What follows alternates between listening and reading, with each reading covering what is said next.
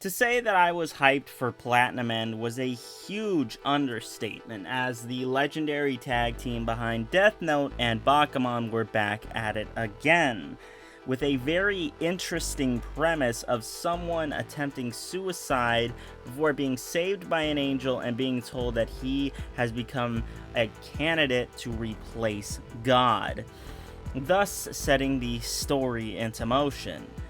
The anime is set to premiere this October, and wanting something different from what I usually read, I decided, hey, why don't we check out this manga? And as you can see from the title, it was probably one of the most disappointing mangas that I have read in most recent times. So without further ado, let's get into the good before we get into the freaking bad. And also, of course, this is your obligatory spoiler warning, because the story will get spoiled and we're getting heavy into those spoilers. So I will say this, and it's that the first half of the series is actually really good. See, Mirai, who is this main character of the story, finds out that he is a candidate to replace God, and is given a pair of wings that can help him fly, along with a red arrow that can make anyone fall in love with you, and also a white arrow that can kill anyone. But he quickly finds out that he is not alone, as there are 12 other God candidates in Japan.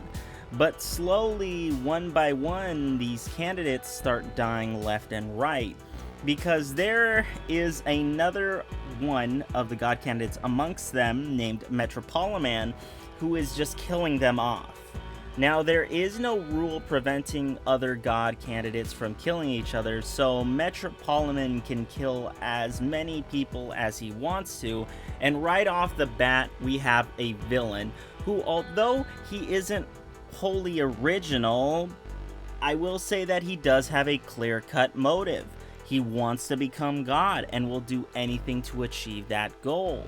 There are many twists and turns throughout the story whenever he is present that keeps it so much so interesting and alive, especially with Mirai sort of being his polar opposite. Mirai is sort of like Deku in the sense that he's this sort of goody two-shoes, and he doesn't really want to kill anyone, and he wants to have the least amount of death involved as possible, and always sticks to his guns about that. Well, Metropoliman wants nothing but death and power by killing multiple God candidates. As you can see, this is quite a bit of a, relationship that they form with each other.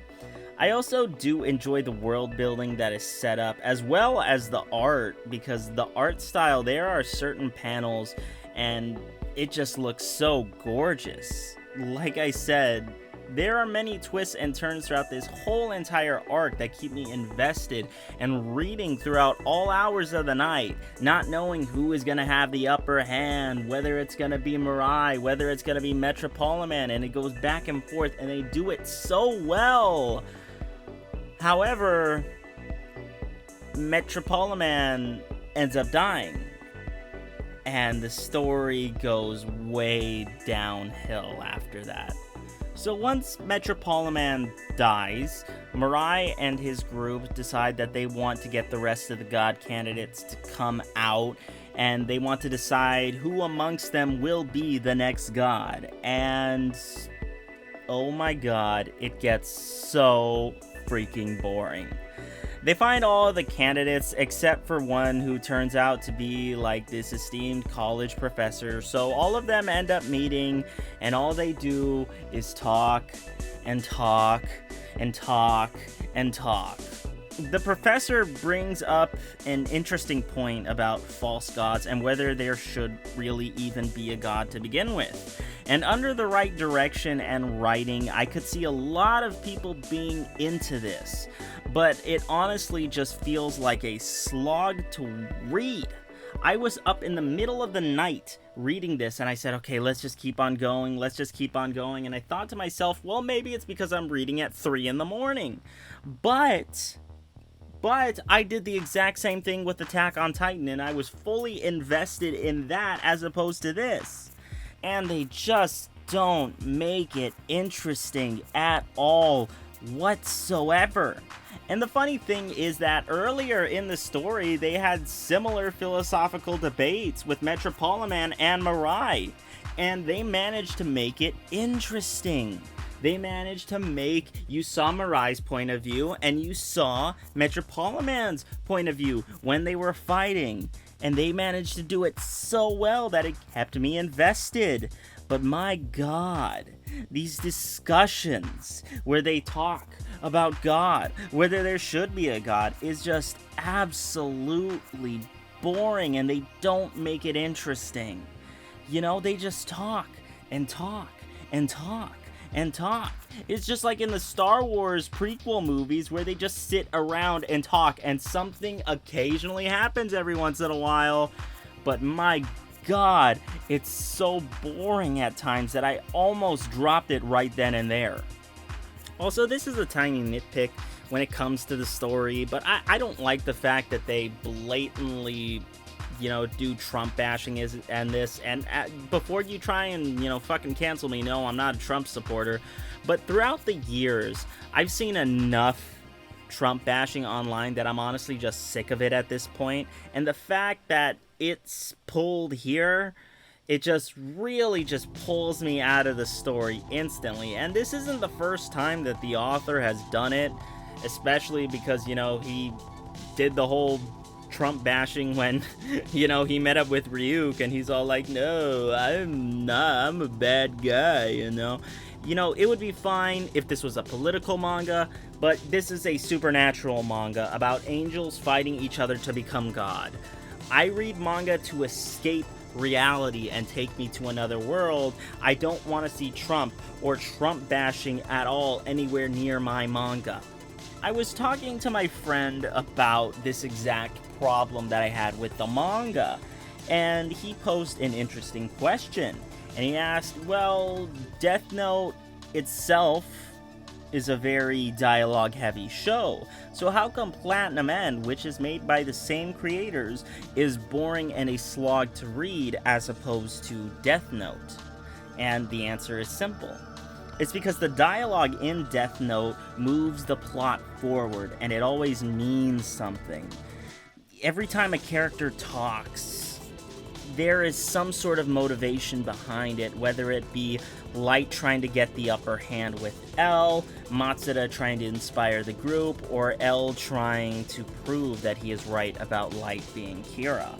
And usually after these dialogues, there is something that happens, whether it be Light being jailed, just to prove his innocence, or a car chase, or a new threat being present, which never makes it feel as though the reading or watching of it is tedious or boring.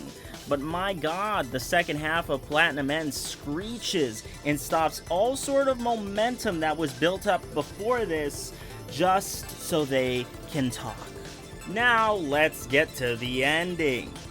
Mirai and his crew end up choosing this kid to become God. And by the way, I know I didn't mention it, but it seems like a good point as any to bring up, but every single God candidate at one point or another has tried to commit suicide. And the kid that they chose was one of those people as well. Not too long after we see everyone from the main story return to their normal lives and live, everything is so peacefully, have a nice day. We see the new God, taking in this world, trying to find out how everything in heaven works. But not that long afterwards, he ends up killing himself. And because he ended up killing himself, literally everyone on Earth ends up dying, as well as the other God candidates, making this whole entire journey that the characters went through mean absolutely nothing. Another YouTuber I watched said maybe it was a good idea maybe it wasn't such a good idea to have all the God candidates be people who were suicidal at one point. At first, I really did like the ending because I thought it was something different. I thought it was something bold. But when it comes to the ending, now I am just like, wait. So that just makes this whole story pointless. Because none of it mattered. None of it mattered. All of them ended up dying and none of it mattered. My God, thank you for wasting my time. The amount of hype that I had for this show and for the manga was through the roof. But after reading it, sitting down, reading it, wasting hours of my life, I ended up having such a sour taste in my mouth that ended up making me want to throw up.